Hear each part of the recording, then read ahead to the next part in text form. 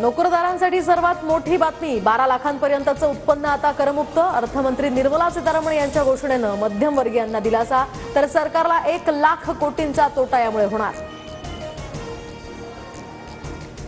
नव्या कर रचनेनं मध्यमवर्गीय नोकरवर्ग आणि तरुणांना मोठा फायदा होणार। युवांसाठी वेगवेगळे मिशन्स, स्वप्नांना भरारी देण्याचा हा प्रयत्न। मुख्यमंत्री फडणवीसांकडून अर्थमंत्री निर्मला सीतारामन यांचे आभार। मोबाईल आणि मोबाईलचे पार्ट यासह इलेक्ट्रिक वाहनं, देशांतर्गत मोबाईल फोनचं उत्पादन वाढवण्याचे केंद्र सरकारचं धोरण, तर इलेक्ट्रिक वाहन उद्योगांमधील लिथियमच्या उत्पादन खर्चात यामुळे कपात होणार। तर कॅन्सरची औषधं स्वस्त होणार। कॅन्सर संबंधित 36 औषधांवरील सीमाशुल्क घटवण्याची या ठिकाणी घोषणा। वैद्यकीय उपकरण स्वस्त होणार, मोदी सरकारचा रुग्णांना दिलासा। भारतात तयार केलेली कपडे आता स्वस्त होणार, तर कापड उद्योगाला चालना देण्याकरता सरकारचं हे महत्त्वाचं पाऊल। यासह चामड्याच्या वस्तू आणि टीव्हीचे देशांतर्गत पार्ट सुद्धा स्वस्त करण्याचा निर्णय। 2025च्या अर्थसंकल्पात नोकरी कौशल्य निर्माण करण्यासाठी 7 घोषणा। वैद्यकीय महाविद्यालयांमध्ये 5 वर्षात 75,000 जागा वाढवणार, तर IIT क्षेत्रात 6,500 सीट्स आणखी वाढवल्या जाणार। देशातील कृषी उद्योगाच्या विकासासाठी मोदी सरकार सकारात्मक। 100 जिल्ह्यातील शेतकऱ्यांसाठी पंतप्रधान धनधान्य कृषी योजना, 1.7 कोटी शेतकऱ्यांना याचा फायदा होणार।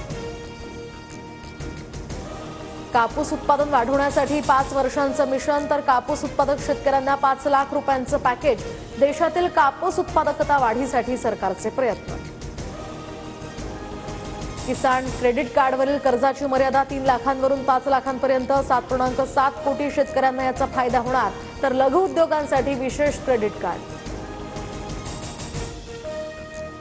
राज्याचा अर्थसंकल्प मार्चच्या पहिल्या किंवा दुसऱ्या आठवड्यात सादर करणार। त्यामध्ये शेतकरी, सर्वसामान्य जनता आणि लाडक्या बहिणींचा विचार केला जाणार। विधानसभा निवडणुकीपूर्वी बिहारसाठी घोषणांचा पाऊस। बिहारमध्ये मखाना बोर्डची या ठिकाणी स्थापना करणार, तर लहान शेतकरी आणि व्यापाऱ्यांना याचा फायदा होईल। तर IIT पटनाचा सुद्धा विस्तार करण्याची यामध्ये घोषणा। रिक्षा आणि टॅक्सीचा प्रवास आजपासून महागला। रिक्षाचं किमान भाडं हे 26 रुपये, तर टॅक्सीचं भाडं 31 रुपये असणार। बीड प्रकरणात धनंजय मुंडेंची पाठराखण केल्यानंतर आता संतोष देशमुखांचं कुटुंबीय आता भगवानगडावर जाणार। नामदेव शास्त्रींकडे पुराव्यांची फाईल सादर करणार। फडणवीसांना घोटाळ्यातनं CM पद मिळालं असं राज ठाकरे म्हणतात। मग फडणवीसांचा राजीनामा घ्या। मनसेनं निवडणूक निकालावर संशय व्यक्त केल्यानंतर राऊतांचं आव्हान।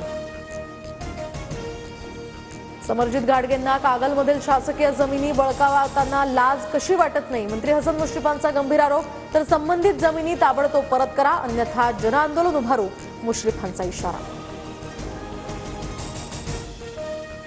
शिवसेना पदाधिकारी अशोक धोडींचं अपहरण करून खून केल्याची माहिती, तर गुजरातच्या एका खाणीत कारच्या डिक्कीमध्ये आढळला मृतदेह। अवैध दारू तस्करीला अडचण ठरत असल्यामुळे हत्या केल्याचा संशय।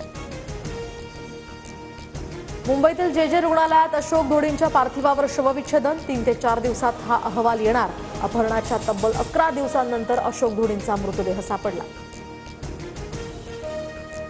सोन्याच्या दरात पुन्हा 1000 रुपयांची वाढ। सोन्याचा दर हा सध्या GST सह 85,181 रुपये प्रति तोळा, तर चांदी 1 लाख रुपयांच्या उंबरठ्यावर। पुण्याच्या आळंदीमधील इंद्रायणी नदी पुन्हा फेसाळली, तर अवैधरित्या चालणाऱ्या कंपनीतील रसायनयुक्त पाण्यामुळे नदी प्रदूषित। परिसरातील नागरिकांमध्ये यामुळे भीतीचं वातावरण।